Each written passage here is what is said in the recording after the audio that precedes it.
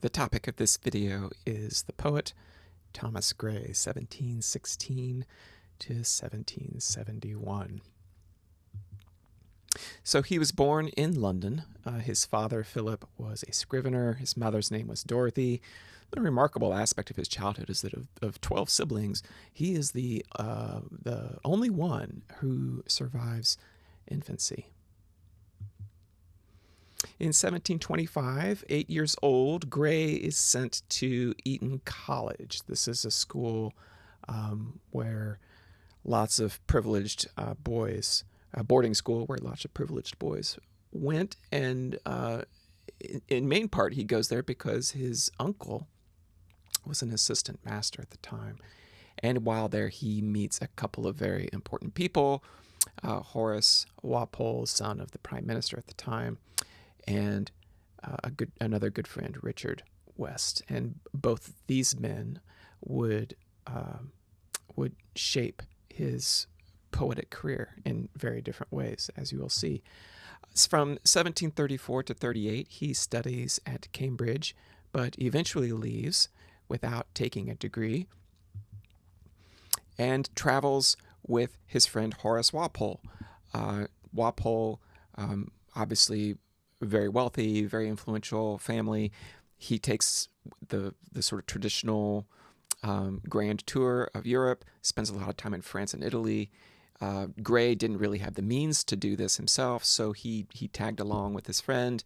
They wound up having some disagreements. I think Gray was more scholarly than Walpole and wanted to spend time in libraries and museums and things like that, and Walpole was more interested in the social world.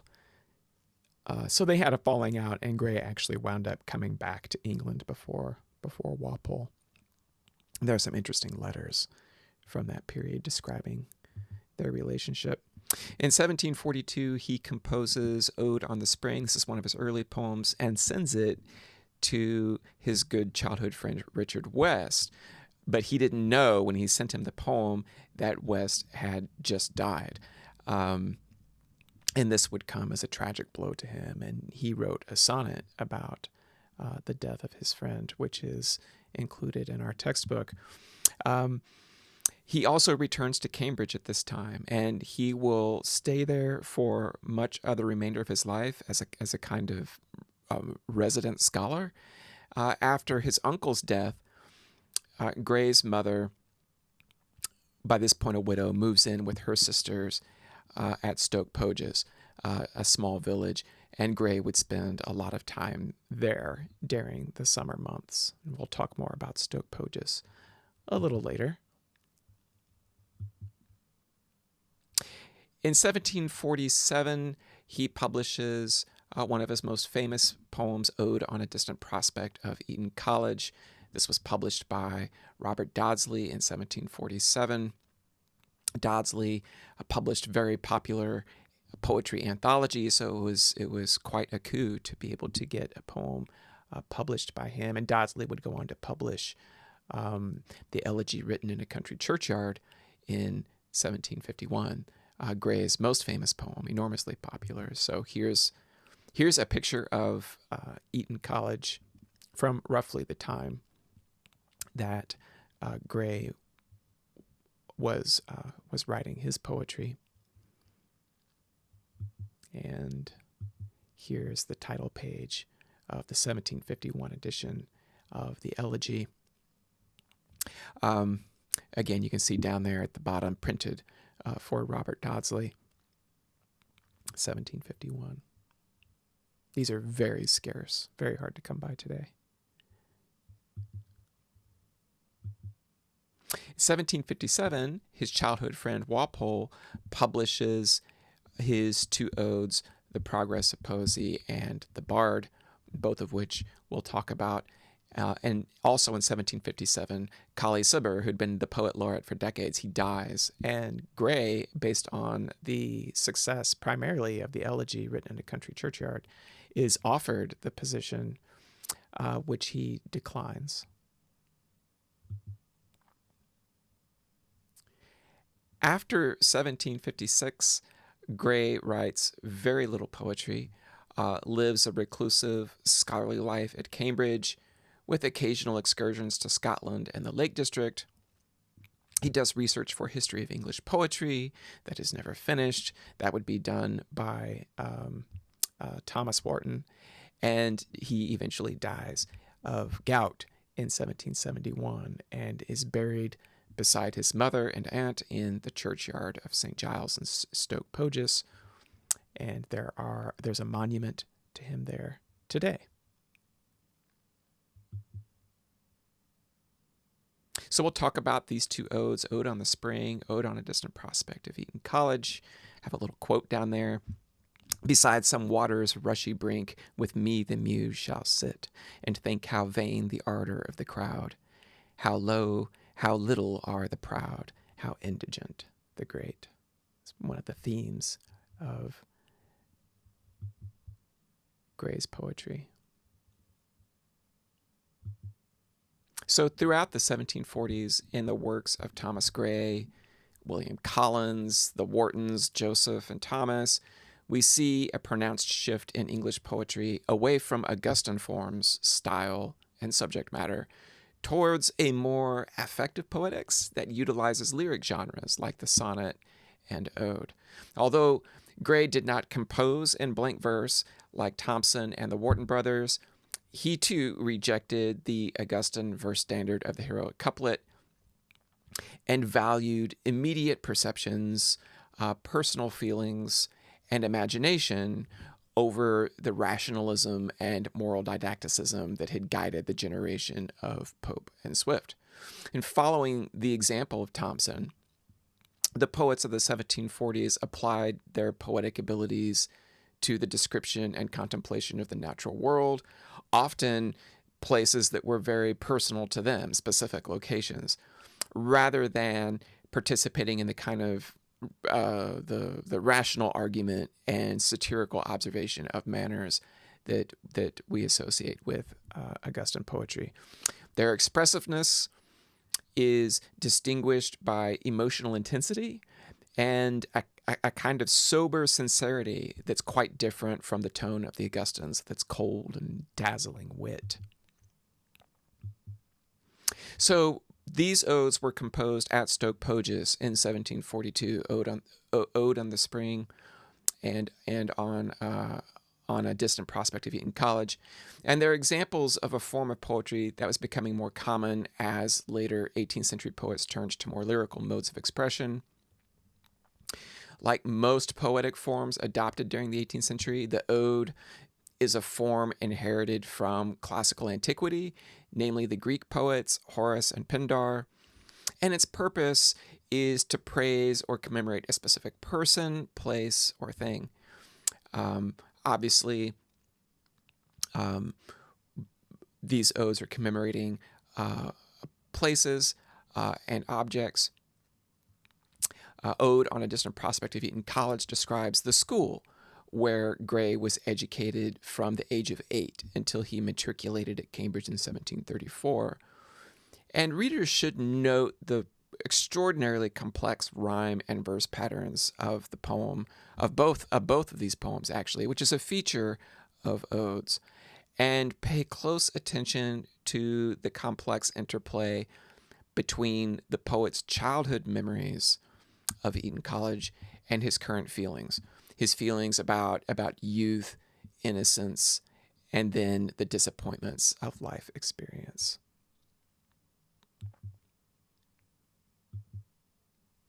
So some questions for us to discuss in class. What do the odes reveal about the poet's state of mind? And do you see similarities between the two poems, On the Spring and on Eton College? In the Eton College Ode, what is Gray's attitude toward the schoolboys he observes, and how has his attitude changed by the end of the poem? And finally, I think it would be good to take time to scan both and observe Gray's technical achievement. Very good practice. Scanning Gray's poems is very good practice at identifying rhyme patterns and verse structure. So the elegy, written in a country churchyard, was published in 1751. There's the Church of St. Giles as it looks today. You see a more contemporary picture of it in the background there. Notice the steeple in the highest tower of the church there on the right. That steeple is gone and has been gone for over a century, I think. I'm not sure what happened to it. Maybe it burned down. I don't know, but it did not get replaced with the tall steeple like you see on the right. The churchyard is still there. So Gray's elegy, written in a country churchyard, was published by Dodsley in 1751, and it was an overnight literary sensation. Incredibly popular poem. Numerous reprints, numerous editions. Gray continued to work on it after publication. He deleted some stanzas, added some new ones, like the closing epitaph is something he added later after 1751. And our textbook does a pretty good job of identifying some of the more significant changes that he made to the poem. Like I said, it appeared in numerous editions throughout the 1750s and would become one of the best-known poems of the 18th century. Gray does not identify the churchyard described in the poem, but it is assumed to be the churchyard of St. Giles in Stoke Poges in Buckinghamshire, where Gray spent many summers with his mother and aunts, and where he was himself eventually interred when he died in 1771. So an elegy, again, is a lyric poem expressing personal grief and loss. Like the ode, elegiac poetry dates back to antiquity. The Latin poets Catullus, Propertius, and Ovid were admired in the 18th century for their efforts in this genre. But really, it was Milton's pastoral elegy Lycidas, published in 1638, that was Gray's most obvious precedent for this poem, and Miltonic allusions abound throughout the elegy, as they do elsewhere in Gray's poetry. In contrast to the really complex metrical structures of the odes, this elegy has regular stanzas of iambic pentameter lines with a very straightforward A-B rhyme scheme. And I think that the simplicity of that structure is part of the poem's appeal and why it struck such a chord with people at the time. Like Oliver Goldsmith in The Deserted Village, Gray, in this poem, vociferously despises luxury and power and presents an idealized image of the self-sustaining labors and humble retirement of the rural poor.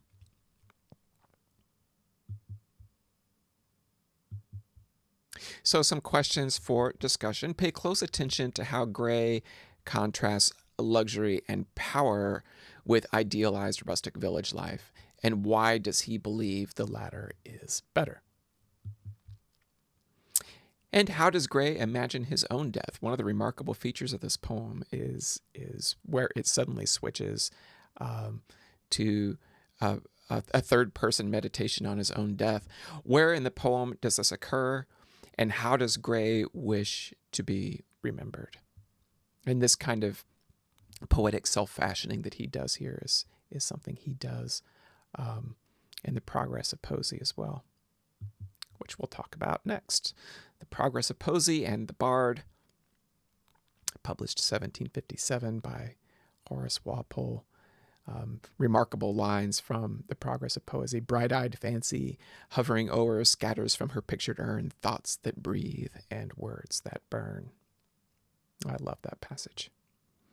What you see in the background here is a painting by John Martin, who specialized in these grandiose, sublime landscapes with little tiny human figures in them. This is his painting for Gray's The Bard. There it is again. You can see the whole painting here. There's the Bard up at the top. And down below in the left, next to the River Conway, you see King Edward and his troops. So The Progress of Poesy and the Bard are among the last poems Gray published. They are also his most painstakingly crafted poems, extraordinarily complex rhyme and verse patterns. Both adopt the triadic structure of the odes of the ancient Greek poet Pindar, with two symmetrical stanzas in responsion called the strophe and antistrophe, and then a variant stanza called the epody. The poet Ben Jonson called these elements the turn, counterturn, and stand. In the ancient Melic tradition, melos equals song in Greek. Odes were accompanied by music played on a stringed instrument called a lyre. This became a conventional symbol. It was already a conventional symbol of lyric poetry at the time, and it was sung by a chorus, by a group of performers. And as they sang, the chorus would dance first in one direction, the turn, and then the other direction, the counterturn, and then the dance concluded with the epody, which is the stand.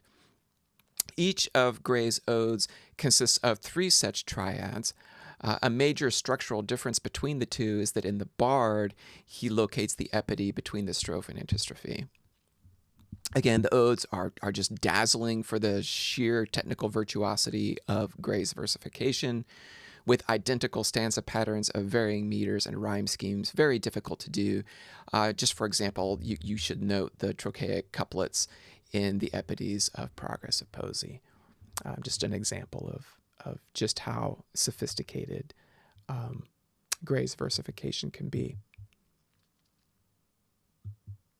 So despite his use of classical forms and allusions, both of these odes deal fundamentally with the British poetic tradition and Gray's desire to place himself in a line with the great poets Spenser, Shakespeare, and Milton. This is something that the earlier Augustan poets really didn't care a whole lot about.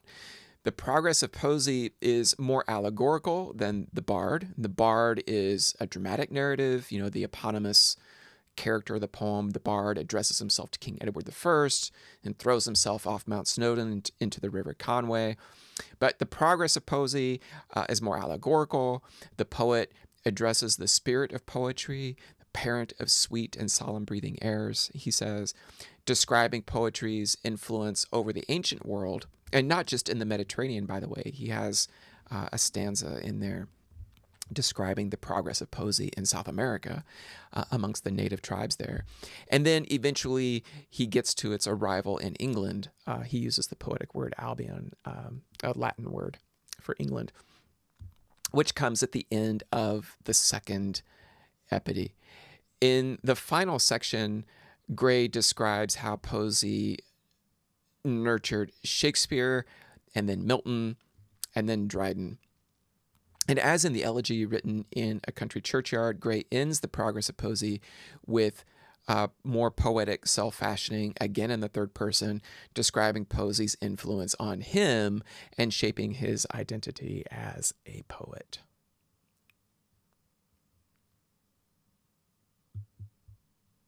So some questions for these two odes. What are the essential, or for the Progress of Poesy, what are the essential qualities of poesy, and what was its role in ancient civilizations?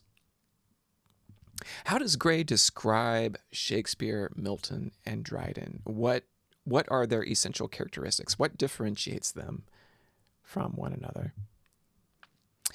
And finally, how does Gray fashion himself as a poet, and how does he wish to be perceived? Finally, we're going to talk about the Bard. And in this poem, as I stated earlier, Gray gives us a historical context to the cultural concerns that were expressed in the last section of the Progress of Poesy. So in an advertisement promoting the publication, Gray noted that the following ode is founded on a tradition current in Wales, that Edward I, when he completed the conquest of that country, ordered all the bards that fell into his hands to be put to death because they spoke for their people. Very powerful figures. A theme that would be picked up by the Romantic poets as well. Percy Shelley called them poets, the unacknowledged legislators of the world. After reciting a litany of his poetic forebears, dear lost companions of my tuneful art, all of them murdered by Edward's forces, the bard prophesies a long history of suffering and strife for the king's heirs that culminates in the Wars of the Roses. and the extinction of his royal line. And that takes up most of the second section, the second triad of the poem. And this is followed in the final section by a vision of the poetic rejuvenation of England under the Welsh House of Tudor, embodied by Queen Elizabeth I. So toward the end of the second section of the third triad, the bard links the flourishing literary culture of Tudor England directly to the extinct line of Welsh bards when he says, "Here from the grave, great Taliesin, here they breathe a soul to animate thy clay." Then, in the concluding antistrophe, he foresees the same future that Gray himself, writing in the Progress of Poesy, looks back on in the past, which is kind of interesting. You have a poet figure who's predicting the rise of English poetry in the future, and then in the Progress of Poesy, we have Gray looking back retrospectively on the same developments. So some questions to consider as we discuss the bard. Scan the poem and identify meter and rhyme patterns. And where are the epides in this ode? What are the characteristics of the bard? What are his heroic qualities? Gray's descriptions of him resemble in a lot of ways the way that later Romantic poets like Coleridge, for example, describe poets as wild-eyed prophets. And how does the bard's prophecy of the development of British poetry compare with Gray's description of that development in the Progress of Poesy? And that concludes this presentation on Thomas Gray. There's the monument as it looks today, and it's going to fade out on a contemporary drawing of the churchyard. And there's St. Giles with its steeple in the background. Most famous poetic church in England.